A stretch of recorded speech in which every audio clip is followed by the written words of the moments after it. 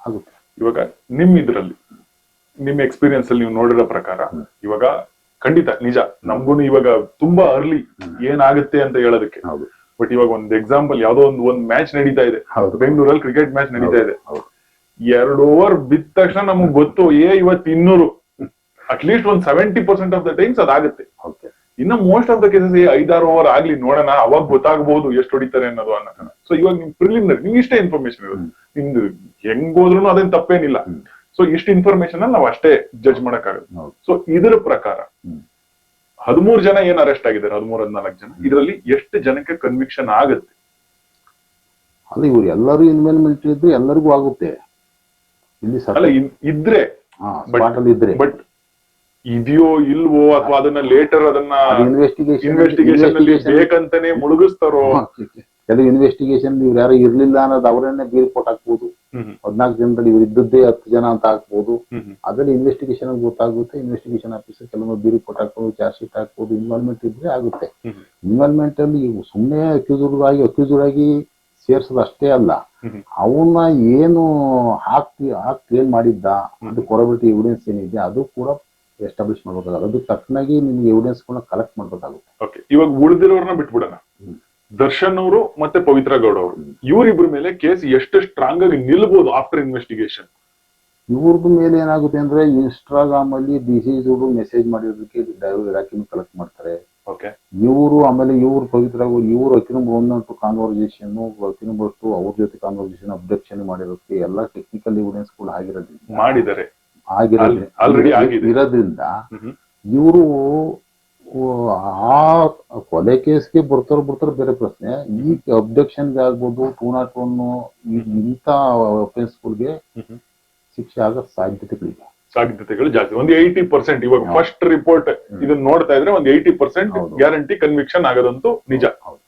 ಇದು 204 ಯಾವ್ದು ಹೇಳೋಲ್ಲ, ಅದಕ್ಕೆ ಎಷ್ಟು ಕನ್ವಿಕ್ಷನ್?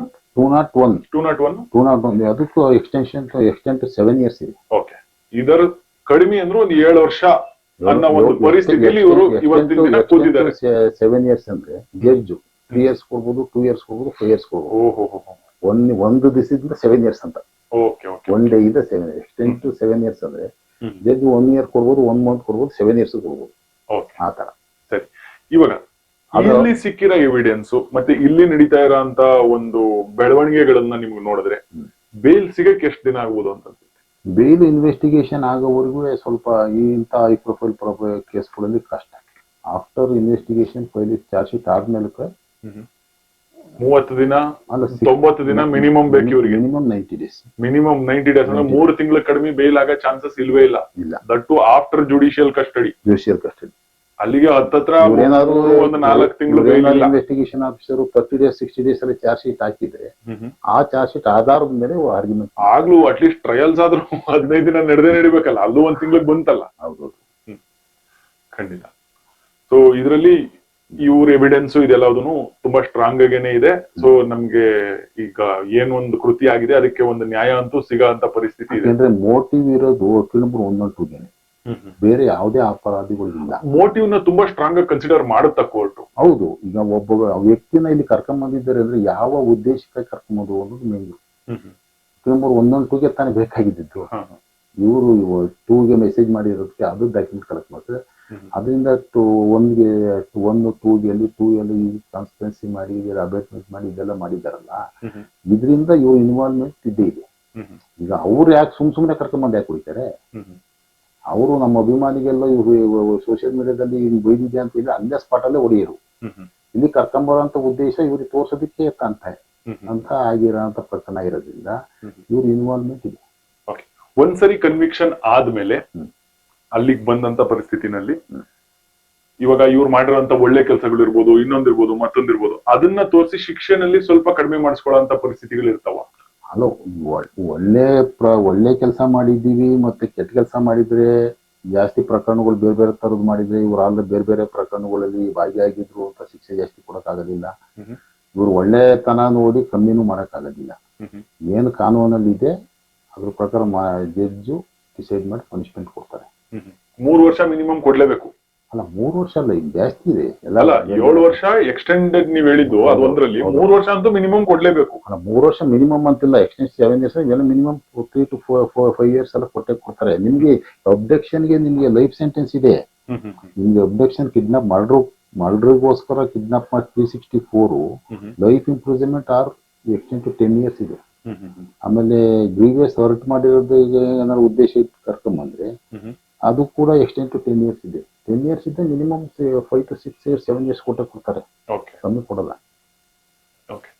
ಸೊ ಈ ವಿಚಾರದಲ್ಲಿ ಇವಾಗ ಇವ್ರಿಗೆ ಕನ್ವಿಕ್ಷನ್ ಆಗಲ್ಲ ಅಂತ ತಿಳ್ಕೊಳ್ಳೋಣ. ಆಯ್ತು, ಇವ್ರಿಗೆ ಕನ್ವಿಕ್ಷನ್ ಆಗಲ್ಲ, ಇವರು ಹೈ ಪ್ರೊಫೈಲ್ ಕೇಸು, ಇವ್ರಿಗೆ ಇನ್ಫ್ಲೂಯೆನ್ಸ್ ಇದೆ, ಮತ್ತೊಂದಿದೆ, ಇವ್ ಮಗದೊಂದಿದೆ, ಏನಾದ್ರೂ ಇದೆ, ಏನ್ ಮಾಡಬಹುದು? ಕನ್ವಿಕ್ಷನ್ ಆಗಬಾರ್ದು ಅಂದ್ರೆ ಏನ್ ಮಾಡ್ಬೇಕು ಈ ಕೇಸ್? ಯಾರು ಇವ್ರು ಡಿಫೆನ್ಸರ? ಡಿಫೆನ್ಸ್ ಅವ್ರು ಈಗ ನಾನು ಹೇಳಿದೆ ಸರ್ಕಮ್ಸ್ಟೆನ್ಸ್ ಐ ವಿಟ್ನೆಸ್ಗಳು ಇಷ್ಟೇ ಈ ಕೇಸ್ ಆಗಿದ್ರೆ ಅವ್ರನ್ನ ಇವ್ರ ಕಡೆಗೆ ಮಾತಾಡ್ಕೊಂಡು ಸುಳ್ಳು ಸಾಕ್ಷಿಗಳು ಹಾಸ್ಟೆಲ್ ಮಾಡಿಸೋ ಚಾನ್ಸಸ್ ಇದೆ. ಈ ಸರ್ಕಮ್ಸ್ಟೆನ್ಸ್ಗಳನ್ನ ಯಾರು ಕೂಡ ಈ ಮ್ಯಾನಿಪುಲೇಟ್ ಮಾಡಕ್ ಆಗೋದಿಲ್ಲ.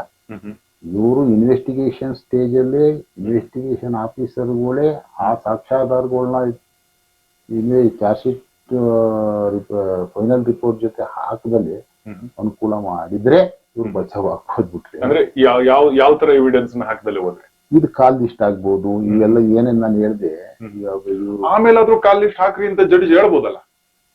ಈಗ ಏನು ಇನ್ವೆಸ್ಟಿಗೇಷನ್ ಮಾಡಿ ರಿಪೋರ್ಟ್ ಹಾಕಿರ್ತಾರೆ ಅದ್ರ ಮೇಲೆ ಕೇಸ್ ನಡೆಸ್ತಾರೆ ಕೋರ್ಟು ಇಂಟರ್ಫಿರೆನ್ಸ್ ಆಗ್ಬೋದು, ಕಮ್ಮಿ. ಅದೇ ಒಂದ್ಸತಿ ಅವ್ರ ಇನ್ಫ್ಲೂಯೆನ್ಸ್ ಅಂತ ಬಂದ್ರೆ ಅದು ಏನ್ ಬೇಕಾದ್ರೂ ಆಗ್ಬೋದು ಅನ್ನಂತ ಪರಿಸ್ಥಿತಿ. ಈಗ ಇನ್ವೆಸ್ಟಿಗೇಷನ್ ಸ್ಟೇಜ್ ಅಲ್ಲೇ ಅನುಕೂಲ ಮಾಡಿದ್ರೆ ಆಗ್ಬೋದು, ಬಿಟ್ರೆ ತಾವು ಇನ್ವೆಸ್ಟಿಗೇಷನ್ ಮಾಡಿ ಎಲ್ಲಾ ಸರ್ಕಮ್ಸ್ಟೆನ್ಸ್ ಟೆಕ್ನಿಕಲ್ ಎವಿಡೆನ್ಸ್ ಎಲ್ಲ ಪ್ರೂವ್ ಆಗಿ ಎಲ್ಲಾ ರಿಪೋರ್ಟ್ಗಳು ಪಾಸಿಟಿವ್ ಬಂದ್ರೆ ಇಂಥ ಪ್ರಕರಣಗಳಲ್ಲಿ ನಿಮ್ಗೆ ಬಿಡುಗಡೆ ಆಗೋ ಸಾಧ್ಯತೆ ಕಮ್ಮಿ. ಇವಾಗ ಇನ್ವೆಸ್ಟಿಗೇಷನ್ ಅಲ್ಲಿ ಕಾಲ್ ಲಿಸ್ಟ್ ಅನ್ನ ಅಥವಾ ಟವರ್ ಡಂಪ್ ಅನ್ನ ಹಾಕಿಲ್ಲ ಅಂತ ತಿಳ್ಕೊಳ್ಳ, ಹೌದು, ಪಬ್ಲಿಕ್ ಪ್ರಾಸಿಕ್ಯೂಟರ್ ಅದನ್ನ ಕೇಳ್ಬೋದಾ ಇನ್ಸ್ಪೆಕ್ಟರ್ಗೆ? ಹಾಕ್ರಿ, ಏನಕ್ಕೆ ಕೋರ್ಟ್ ಕಡೆಯಿಂದ ಲೀಗಲ್ ಆಗಿ ಹಾಕಿಸ್ಬೋದ ಅವರು? ನಿಮ್ಗೆ ಏನಂದ್ರೆ ಇನ್ವೆಸ್ಟಿಗೇಷನ್ ಮಾಡಿ ಕನ್ಸರ್ನ್ ಪ್ರಾಸಿಕ್ಯೂಟರ್ ಸ್ಕ್ರೂಟನಿ ಮಾಡಿ ಒಪಿನಿಯನ್ ಕೊಡ್ತಾರೆ ಬಿಫೋರ್ ಫೈಲಿಂಗ್ ಚಾರ್ಜ್ ಶೀಟ್ ಕೋರ್ಟ್ಗೆ. ಅವರು ಒಂದ್ಸತಿ ಸ್ಕ್ರೂಟನಿ ಮಾಡ್ತಾರೆ. ಓ, ಅಲ್ಲಿಗೆ ಇದ್ರಲ್ಲಿ ಬುಕ್ ಆದ್ರೆ ಅವರು ಆಗ್ಬೇಕು. ಅಲ್ಲ, ಸ್ವಲ್ಪ ನೆಗೆಟಿವ್ ಶೇಡ್ ನ ತಗೊಂಡೆ ಮಾತಾಡಿ, ಏನ್ ತೊಂದ್ರೆ ಇಲ್ಲ, ಆಗಲ್ಲ, ನಮ್ಮ ನ್ಯಾಯಾಂಗದಲ್ಲಿ ಆಗಲ್ಲ ಅಂತ ಹೇಳಿದ್ರೆ ಈಗ ಪೊಲೀಸ್ ಆಫೀಸರ್ ಕೈಲೇ ಇಲ್ಲ ಇದು. ಪೊಲೀಸ್ ಇನ್ವೆಸ್ಟಿಗೇಷನ್ ಮಾಡಿದ ನಂತರ ಗೌರ್ಮೆಂಟ್ ಲಾಯರ್ ಪ್ರಾಸಿಕ್ಯೂಟರ್ ಏನಿರ್ತಾರೆ ಆ ಕೋರ್ಟ್ ಅಲ್ಲಿ, ಇಲ್ಲವರು ಏನಾದ್ರು ನಿಮ್ಗೆ ಈಗ ಈಗ ಈಗ ನಿಮ್ಗೆ ಏನಾಗುತ್ತೆ ಅಂದ್ರೆ ಗೌರ್ಮೆಂಟ್ ಲಾಯರ್ ಒಬ್ಬರೇನೆ ಅಲ್ಲ, ಬೇಕಾದ್ರೆ ಸತ್ತೋಗಿರೋ ಅಂತ ಫ್ಯಾಮಿಲಿ ಕೂಡ ಪ್ರೈವೇಟ್ ಕೌನ್ಸಿಲ್ ಕೂಡ ಇಟ್ಕೋಬಹುದು. ಪ್ರೈವೇಟ್ ಕೌನ್ಸಿಲ್ ಇಟ್ಕೋಬಹುದು. ಪ್ರೈವೇಟ್ ಕೌನ್ಸಿಲ್ ಇಟ್ಕೊಂಡ್ರೆ ಅವ್ರು ಕೇಳ್ತಾರ. ಹಾಗೆ ಇಲ್ಲಿ ಇಟ್ಕೊಳ್ಳೋದು ಹೋದ್ರೆ ಇವರು ಇನ್ವೆಸ್ಟಿಗೇಷನ್ ಚಾರ್ಜ್ ಶೀಟ್ ಡಿಲೇ ಆಗುತ್ತೆ. ಡಿಲೇ ಏನಾಗೋದಿಲ್ಲ. ಈ ಚಾರ್ಜ್ ಶೀಟ್ ಡಿಲೇ ಆದ ನಮ್ಗೆ ಅವ್ರ ಒಳಗಡೆ ಅಲ್ಲ, ಡಿಲೇ ಅಂದ್ರೆ ಅವ್ರು ಒಂದ್ಸತಿ ಚಾರ್ಜ್ ಶೀಟ್ ಹಾಕಿರ್ತಾರೆ, ಹಾಕ್ಬಿಟ್ಟು ಫರ್ದರ್ ಇನ್ವೆಸ್ಟಿಗೇಷನ್ ಮಾಡಿ ತಗೊಂಬಂದ್ ಹಾಕಿ ಅಂತಾರೆ. ಪಾರ್ಟ್ಲಿ ಚಾರ್ಜ್ ಶೀಟ್ ಕೂಡ ಹಾಕ್ಬಹುದು. Partly charge sheet part sheet ಹಾಕಬಹುದು.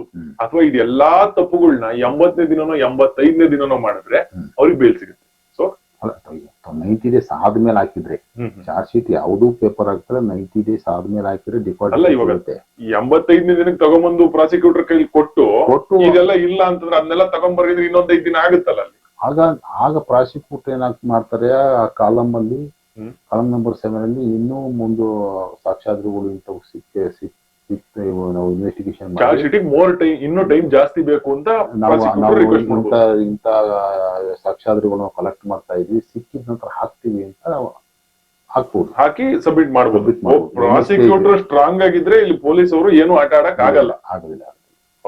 ಹಾಕ್ಬೋದು. ಬರೀ ಅವರು ಚಾರ್ಜ್ ಶೀಟ್ ಮಾಡಿರೋಂಥ ಇನ್ವೆಸ್ಟಿಗೇಷನ್ ಎಲ್ಲ ಸ್ಟಡಿ ಮಾಡಿ ಈ ತರ ಲೂಪ್ ಹೋಲ್ಸ್ಗಳಿದೆ ಎಲ್ಲ ಸರಿ ಮಾಡ್ಕೊಂಬ, ಈ ತರ ಇನ್ವೆಸ್ಟಿಗೇಷನ್ ಮಾಡ್ಕೊಂಬ, ಇಂಥ ಎವಿಡೆನ್ಸ್ ಕಲೆಕ್ಟ್ ಮಾಡ್ಕೊಂಬ ಅಂತ ಡೈರೆಕ್ಷನ್ ಕೂಡ ಕೊಡ್ಬೋದು ಪ್ರಾಸಿಕ್ಯೂಟರ್. ಆಮೇಲೆ ಕೋರ್ಟ್ ಗಮನಕ್ಕೂ ಕೂಡ ಬಂದ್ರೆ ಕಾಗ್ನಿಜೆನ್ಸ್ ತಗೋಬೇಕಾದ್ರೆ ಅವರು ಕೋರ್ಟ್ ಗಮನಕ್ಕೆ ಬರ್ತದೆ. ಚಾರ್ಜ್ ಶೀಟ್ ಹಾಕಿದ್ಮೇಲೆ ಕಾಗ್ನಿಜೆನ್ಸ್ ಕೋರ್ಟ್ ಕೂಡ ಜಡ್ಜ್ ಆದವರು ಕೂಡ ಇದೆಲ್ಲ ನೋಡಿ ಏನಾದ್ರೂ ಅವ್ರಿಗೆ ಅನ್ಸಿದ್ರೆ ಇದು ಫರ್ದರ್ ಇನ್ವೆಸ್ಟಿಗೇಷನ್ಗೂ ಹೈಯರ್ ಆಫೀಷಿಯಲ್ಸ್ ಏನಾರ ರಿಕ್ವೈರ್ಮೆಂಟ್ ಇದೆ ಕೂಡ ಇದ್ರೆ ಅದನ್ನು ಕೂಡ ಕಳಿಸ್ಬೋದು. ಕೋರ್ಟ್ ಕೂಡ ರಿಜೆಕ್ಟ್ ಮಾಡಿ ಕಳಿಸ್ಬೋದು. ನಿಮಗೆ ಫರ್ದರ್ ಇನ್ವೆಸ್ಟಿಗೇಷನ್ ಮಾಡಿ ಇಂಥದ್ದೆಲ್ಲ ಹಾಕಿ ಅಂತ ಅವರು ಕೂಡ